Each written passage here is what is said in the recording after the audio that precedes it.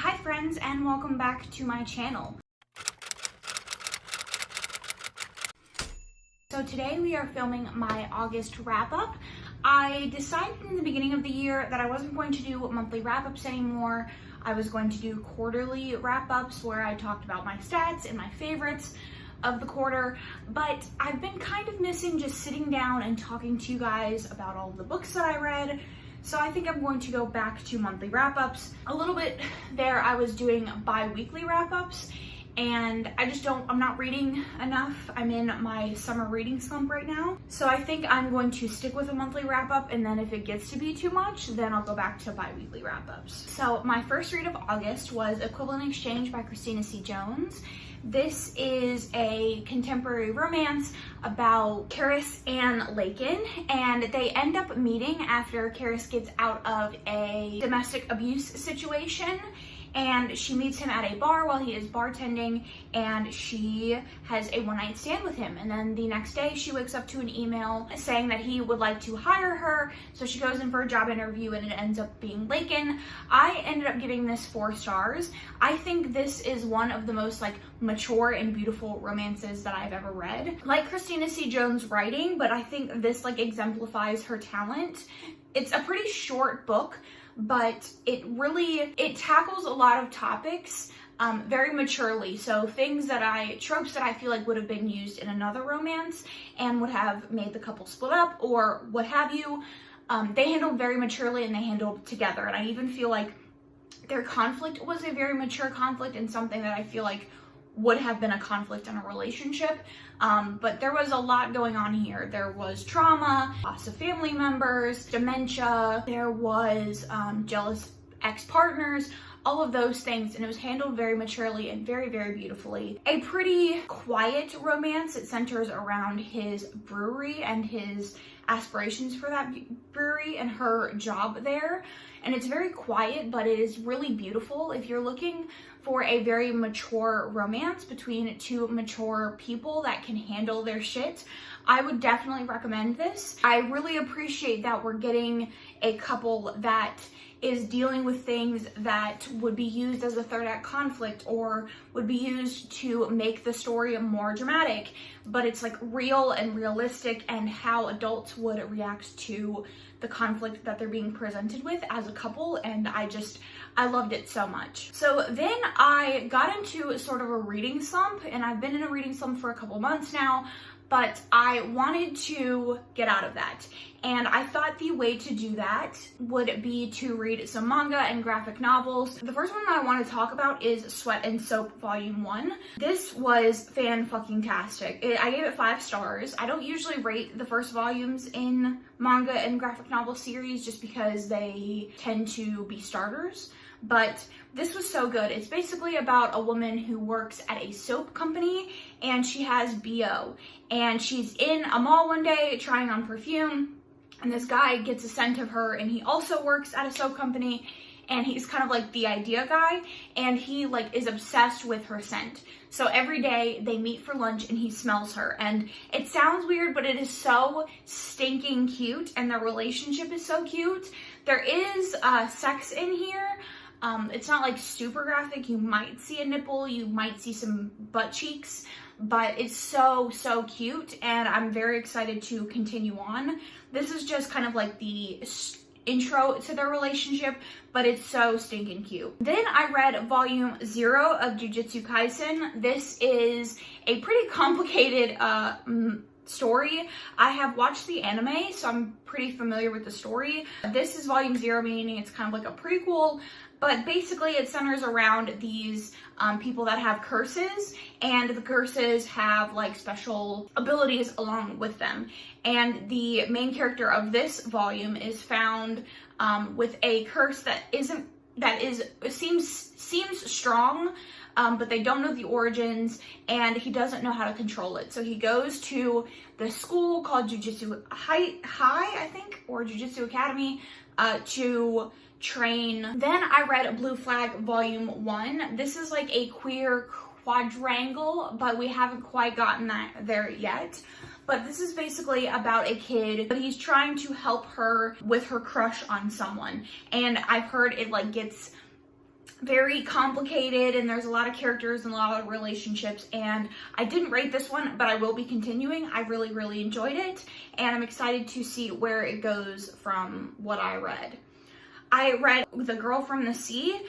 This is a sapphic graphic novel about this girl who lives on an island, and she meets a mermaid, and they kind of have an instant like connection, and she is trying to have this relationship with this girl on the side because she's not out, and so she's having this secret relationship with this girl, and then she is hiding from her friends, and then the mermaid is there for alternate reasons. Very cute. The art style is gorgeous, and it's just kind of your run-of-the-mill story, so I ended up giving it 3 stars. I read Wayward Volume 1, A String Theory. This is a pretty interesting story.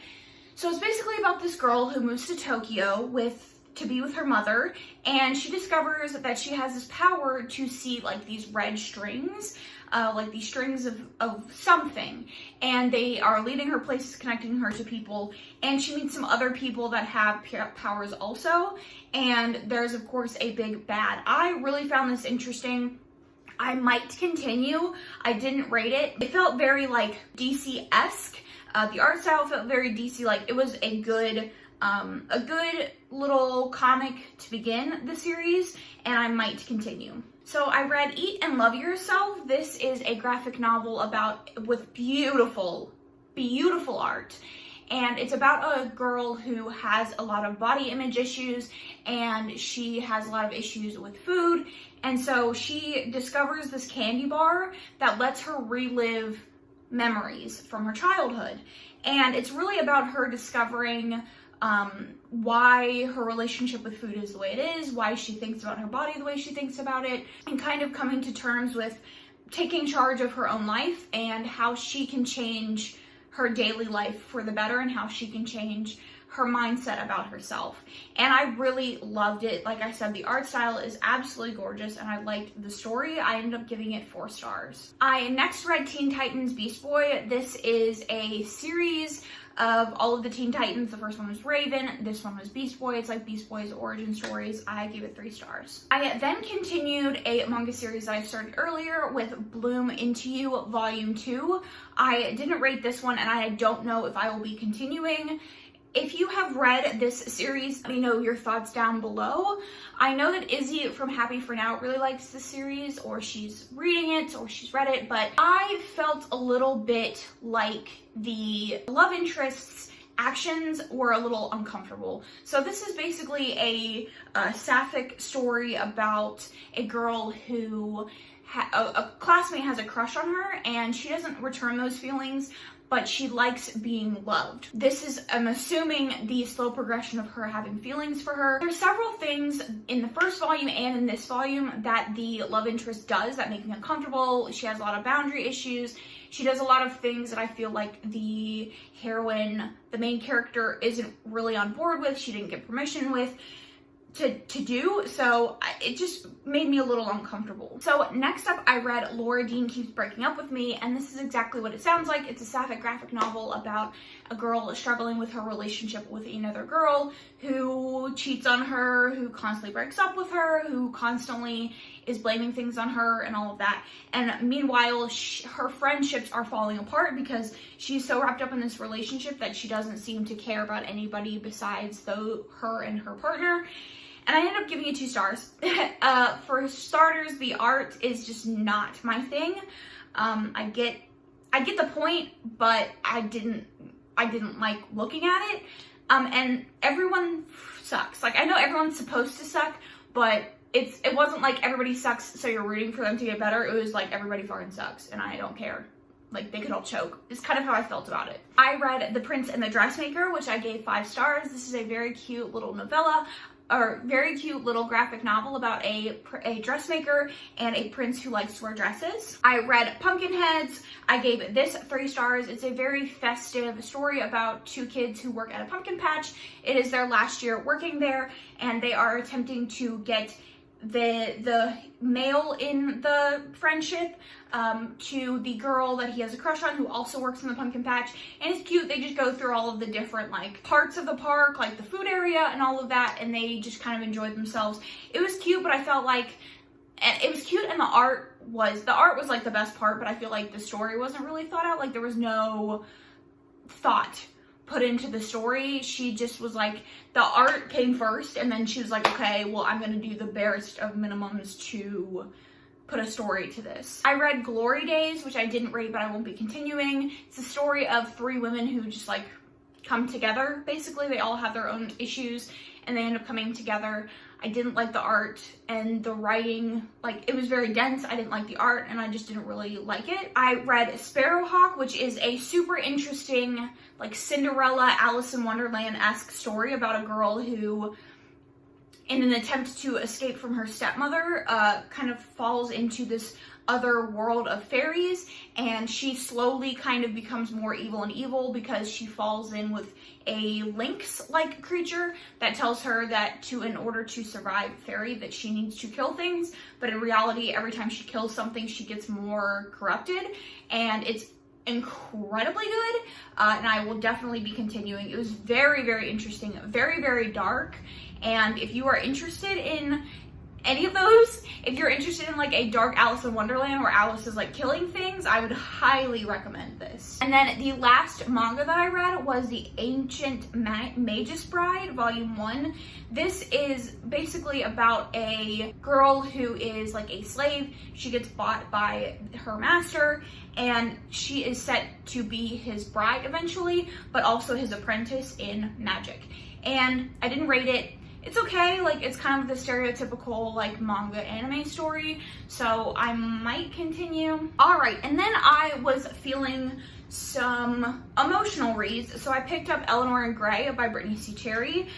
I sobbed at this book multiple times. You can see it in my reading vlog for this. Basically a like second chance. They were best friends when they were young, and something tragic ends up happening in her life, the heroine's life, and she ends up moving away, and then they come together again, I think like 7 or 10 years later. She kind of has to become the nanny to his kids after his wife has died, and it's extremely emotional, as most Brittainy C. Cherry's are, and I really, really loved the story. It's kind of the stereotypical, like if you read this one in her Element series, very, very similar premise, very similar characters, Grumpy Sunshine, but she just does it so well, and she really makes you believe in the characters that once you see them persevere and get through the traumas, it's really gratifying and emotional to see them finally getting what they want and being who they want to be,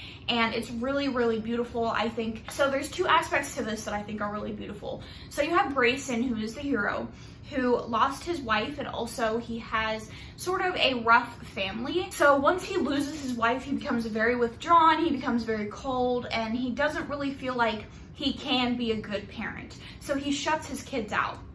And you also have him at a romantic level where he feels like he'll never love again, and if he does, it's doing a disservice to his wife, whom he loved very much. And so when the heroine comes back into his life, she's now his nanny, and she is showing him that you don't have to be a perfect parent or you don't have to be a perfect role model, but you have to be there. Like, just show up every day and that's enough. And also showing him that he can love again, and that's what his wife would want. And it's like really, really beautiful. I think seeing the transition of him growing that relationship with his children, but also coming to accept that his life didn't end, his romantic life, his love life didn't end when his wife died, is really beautiful, and the ending just like killed me. So next up, I wanted something spicy, something fun, something bully, and I started The Boys of Brayshaw High. So I had previously heard one person talk about this book and they kind of trashed on it, and so I picked it up on Naima's recommendation. She loves this series, and it was so good. It was everything that I wanted out of like a high school bully. just ridiculous story. I ended up giving it 4 stars. This could definitely use some tighter editing. There's a lot of repetitive dialogue and some things that don't necessarily make sense, but it was so fun, and I loved the hero. I loved their relationship. The heroine definitely gives pick me vibes, but it was just enough that like it made sense, because one of my biggest gripes with dark romance is that the heroine is, if the heroine is like the innocent girl who's like, oh, I hate this, like we shouldn't be doing this, normal people don't do this. I don't like that. I prefer the heroine to participate and want to be in the life that she's in. And that's kind of how the heroine is. She gives as good as she can get, or she gives better than she gets, and it's just perfection. If you were looking for some like drama filled, sexy high school bully, I would recommend this one. So then I read Bound by Duty by Cora Reilly. This is the second book in the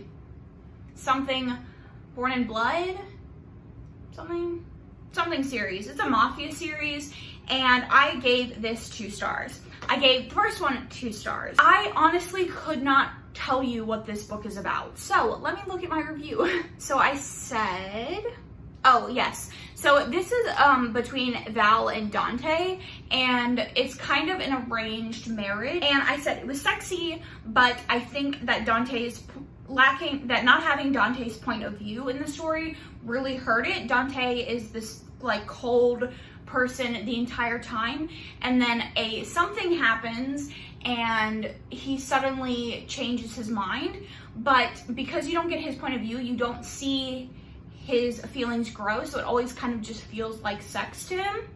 And the other thing that really irritated me about this is there is a thing that happens like 60 to 70% of the way through, and his exact words were, "This made me realize that I won't keep ignoring you," which is not cute. Like, I don't love that, and I don't like that this thing had to happen for him to realize that he's not going to ignore her anymore.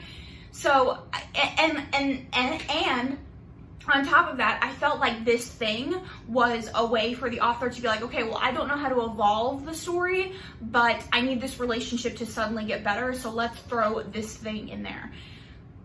And I don't love that.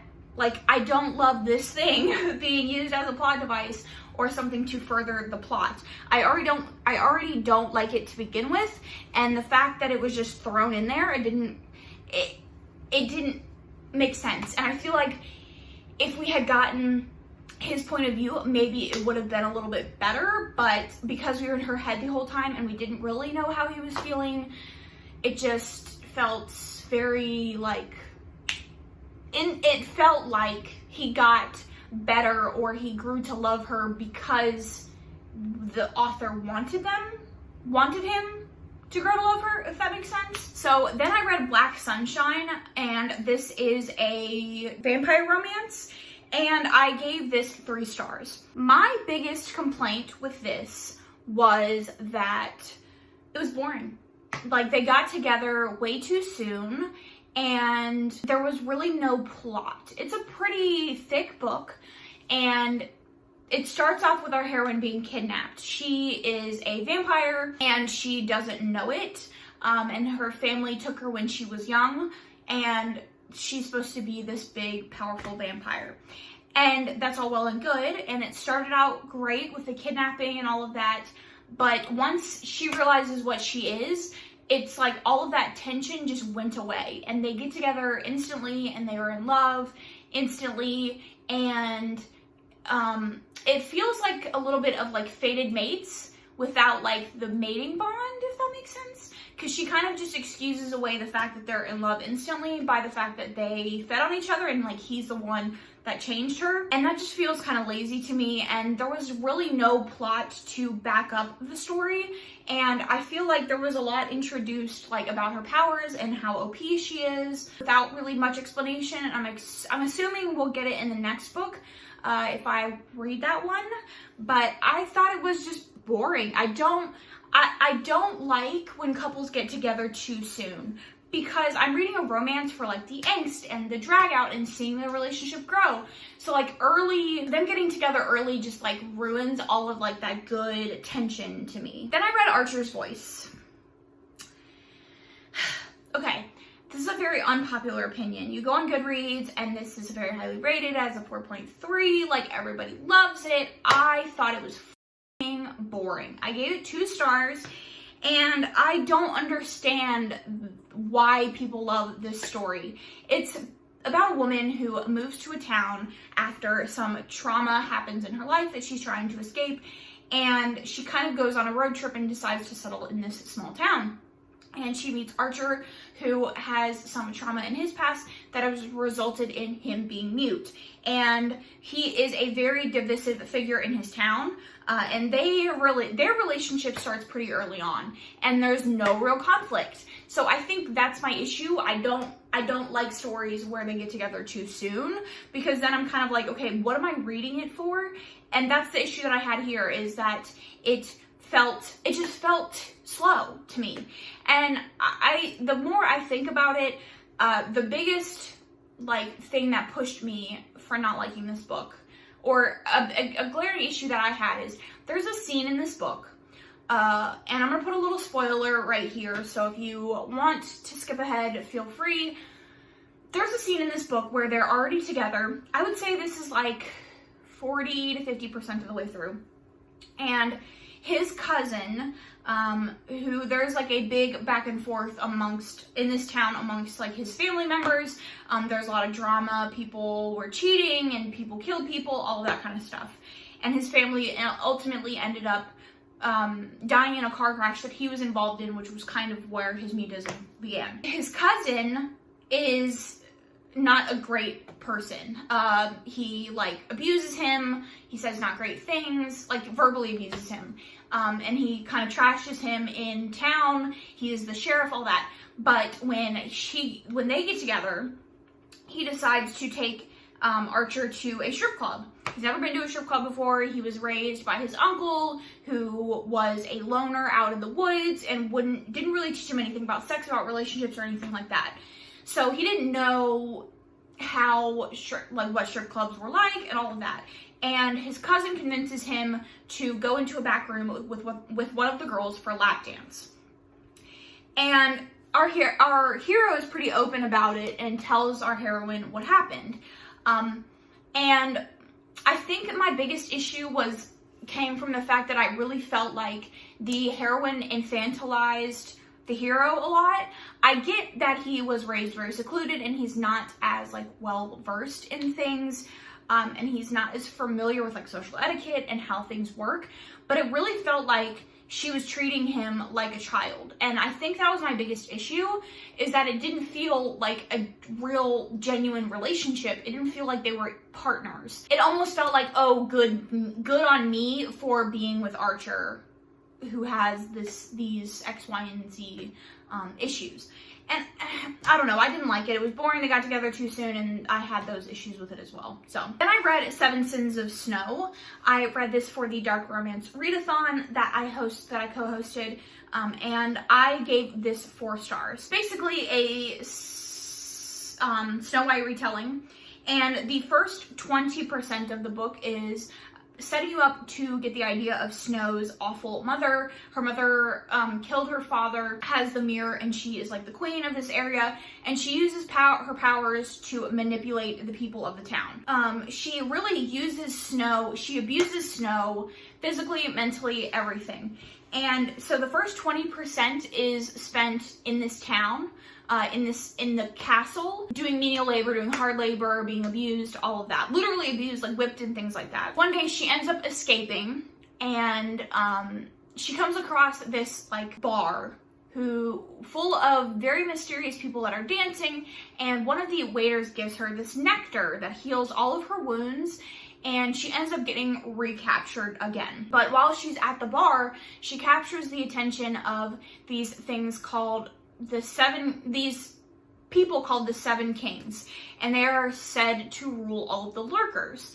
And we kind of get the idea that the lurkers are vampires. And she gets recaptured, but she has caught the attention of the 7 Kings. Ensuing from there, they recapture her, they take her away, and she finds out that she's the vampire queen to their 7 Kings, and they're the 7 Sins. And in order to ascend and become a queen and a vampire, she has to take each of their sins through a sexual act. And they each have their own kinks and things like that. And this was sexy as fuck. This was one of the sexiest books that I've ever read. But I felt like the plot was very boring and consisted of her escaping or her getting away and then getting recaptured because she's dumb as shit. And like I said, it was sexy. I loved all the relationships. I loved all the sins, but the actual plot was bad. Hi, editing Ashley here. I forgot to mention that I also read First Comes Blood by Lilith Vincent for the Dark Romance Readathon that I co-hosted, and I gave this 5 stars. It is a reverse harem mafia romance about a girl who, on her 17th birthday, she has these like 5 guys or 4 guys randomly show up at her house, and her father tells her that she has been sold off to them and that she will marry them, one of them, a week after her 18th birthday. And it is the leading up to her 18th birthday and her wedding. And she is like trying to figure out who they are. She knows that they are notorious bad men in her town, and she wants to figure out like what their intention with her is. And it was fantastic, so good. I highly recommend. If it sounds like you're something interested in, definitely check out the trigger warnings because there's a lot in here. But it's super good, and everyone should read it. Okay, bye. I finally managed to finish Final Empire by Brandy Sanderson, which is the first book in the Mistborn trilogy, and I gave this 4 stars. I really go in depth in my reading vlog for this, but I feel like this was Sanderson's first attempt to write a first book in a fantasy series. Sanderson is a fantastic writer when it comes to world building and like magic systems, very complex. He's very intelligent. But I could tell that he wanted to make this into a series, and he wanted this book to be longer because nothing really happened. Like nothing in the plot really happened. So basically in this world, there are nobles, there are ska, and then there is another race of people, right? I can't remember this race, their name. And the noblemen, among the noblemen, there are these things called mistborns, and they are people that control the 7 or 8 metal magics. There are people that are misting that can control just one of those metal magics. And there are allomancers under the noble people's control who are tasked with controlling the mistings and the mistborns. And essentially, the powers let you do different things. So there are metals that can make you undetectable. There are metals that can help you influence someone's emotions, that can pull things to you, that can push things away from you. Things like that. They can do different things. And mistborns can control all of those things. And we start with Kelsier, who is a half ska. And the ska in this world are basically slaves. They are seen as inferior. They work the farms. They do very menial labor, that kind of thing. Kelsier is a half ska, and he is also a mistborn. And his entire intention is to put together this crew of criminals and outlaws and another mistborn named Vin to overthrow the current government. But the current government is run by a dictator who is said to be immortal, and everybody is kind of afraid. No one thinks that he can die. And in addition to this crew is the third, I guess, race. I don't know if it's like a race or a species. They're definitely humans, but they have the ability to use metals in a different way. So they can take things from themselves to store into metal for later use. For example, they can sap all of their strength, put all of it into a bracelet, and then access the strength from that bracelet at a later time to be really strong. And then the faster you burn it, the stronger you are, but the quicker it goes out. And that's kind of how that goes. And so this group of criminals come together to plan this heist where they're going to steal the rarest metal that the emperor possesses, because it'll make them rich and they'll be able to do whatever they need. They can overthrow him, etc. And then the ultimate plan for Kelsier is to kill the emperor himself because he lost his wife indirectly due to the emperor. And that's the barest plot of this book. And honestly, that sounds way more exciting than it is. Like I said, I love the world, I love the magic systems, and I love the characters, but the plot itself is so fucking boring. It is Vin, the other mistborn, who was an orphan who was basically found by Kelsier while she was in a gang, helping a gang, and she's like sitting doing nothing for the majority of the book, which was incredibly boring to me. So that's kind of why I gave this 4 stars. Because I see the potential and I was enjoying myself, but there was a point where I was like, can something interesting happen? It's like 600 pages, my math market is, and about 400 of those pages, nothing happened. And then the beginning was very interesting, the end was very interesting, and that's the issue with it. So then I read Brutal Prince. This is the first book in the Brutal Birthright series, and this is a mafia romance. This is a enemies to lovers, like true enemies to lovers story about 2 people who are forced to get married to like appease a brewing rival like war between the 2 families.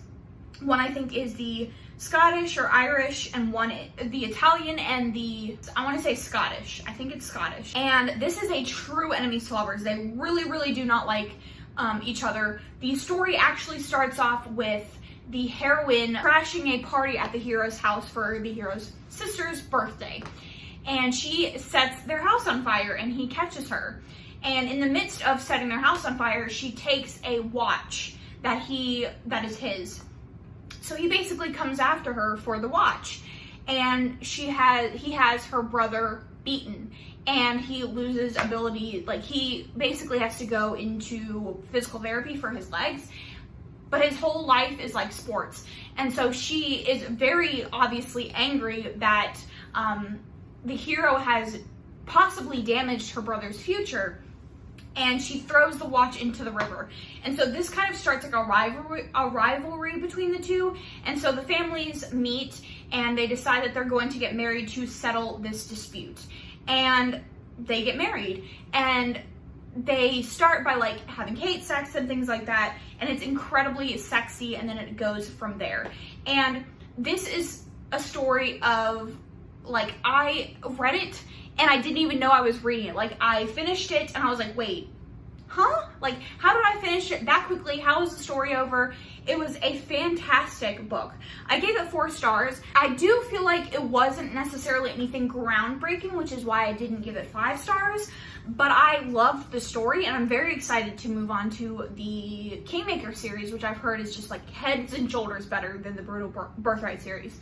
So very impressed, and if you like Mafia and you haven't read this yet, I would recommend. And then next up, I read The Lost Apothecary. This is a dual timeline story. In the past, we are working with a woman who owns an apothecary where she sells poisons to women who want to get rid of their husbands. And then in the present, we are dealing with a woman who is going through a rough patch in her relationship, and she goes on her family vacation by herself, and she thinks that she might be pregnant. And she stumbles upon a vial from this apothecary, and she kind of decides that she wants to do some digging into what this missing lost apothecary is about, because it seems to have just completely disappeared from history. I gave this 2 stars. This was really boring. So this is actually, I think, based on, I say I think because this is a real story, but I don't know if the author like intentionally made it so, of a woman who really in the 1800s gave poisons to women. I think it was a total of like 30 men before she got, arrested and all that. This was incredibly boring, and I could see the author's intention. The author was trying to write a story about grief and mother-daughter relationship, and but also like finding new love and things, and like finding yourself. So all of those very important topics, very relatable topics, into this vessel that was just not executed very well. And I think the problem is that it set up the reader for expectations for the story, and they didn't fulfill those expectations because it was just a boring story that really just felt like it lacked any real substance. And I don't really know how to explain the lack of like feeling there, but you would expect it to be high energy, and it just wasn't really that. All right, 2 more. So then I read A Touch of Darkness by Scarlett St. Clair. This is a Hades and Persephone retelling, and I gave it 3 stars. This is probably the most meh book I read this month. I didn't have any really strong feelings about it. I will say that it felt a little bit like she took the plot of the most boring romance you could possibly imagine and just like added some Greek names in there and thought that that made it a Hades and Persephone retelling. And it had the makings of everything that I love in a Hades and Persephone retelling. I love the whole aspect of like Persephone finding her people and becoming a queen and being in the world that loves her and being in a world that she loves. I love stern but soft Hades. It had that. But if you strip all of that away and take the horns off of all of the characters, it really just ended up being a boring, formulaic romance. They make a bargain and she has to bring life to the underworld or she gets basically stuck in the underworld. And it was boring. The progression of the romance was boring and it just didn't really have any strong like substance that I wanted. And then the last thing that I read this month was Twisted Love. This is a very popular light dark romance right now. It is a best friend's brother romance and I ended up giving this 3 stars as well. This really felt like she knew what she wanted her characters to go through, but she didn't know how to get them there, and also she had like a whole board of ideas. She wanted her heroes to go, her characters to go through 5 different things. And then when she was like, but wait, I can't fit these 5 things in, she was like, ah, fuck it, I'll make them fit anyways. That's kind of how it felt. And what really salvaged this book was the first 20% and the last 20%. When the conflict happens, the groveling that the hero does is absolutely phenomenal. Some of the best groveling that I've seen. And he literally grovels over like 2 years. Like, it's so good. And the beginning is good, that tension between them and the building of the relationship. There's this idea of like a list of things that they do together. And it's super, super cute because you can kind of see them slowly growing feelings for each other. And my issue is the middle part. They get together here and then all this unnecessary shit happens and then they break up here. There is a lot going on here. There's family plot lines for both the hero and the heroine that are kind of like not really important to the story. There's stalkers, there's ex-boyfriends, and there's like the ambiguity of whether this is like a mob or whatever, you know, it could be. And it just felt like too much. There is a specific thing that happens with the heroine's dad, and it felt like a soap opera. And at the end of the scene, I was like, this is a bad book. Like, what the fuck am I reading? Kind of is how I felt. And it just went from there. Like, it felt like I was reading Days of Our Lives. So I ended up giving it 3 stars. I might read the second one. I've heard it's better. For all of the people that complain about the first one, I've heard the second one's better. So I guess we'll see if I read the second one. And then the book that I'm currently reading that I do want to mention because I'm probably going to finish it within the first couple of days of September is You Love Me. This is the 3rd book in the You series, and I'm absolutely having a freaking ball with this. I am 204 pages into this. So good. If you like this series, pick it up. It might be a cash grab, but this is still super fun. And those are all of the books that I read in August. Make sure you leave your comments down below on any of the books that I read or what you read in August. I would love to hear it. Let me know about your 5 stars. I didn't really have a lot of like fantastic reads this month, and I want to hear about all of your fantastic reads. So that's going to be it, and I will catch you guys in my next one. Thanks so much for watching.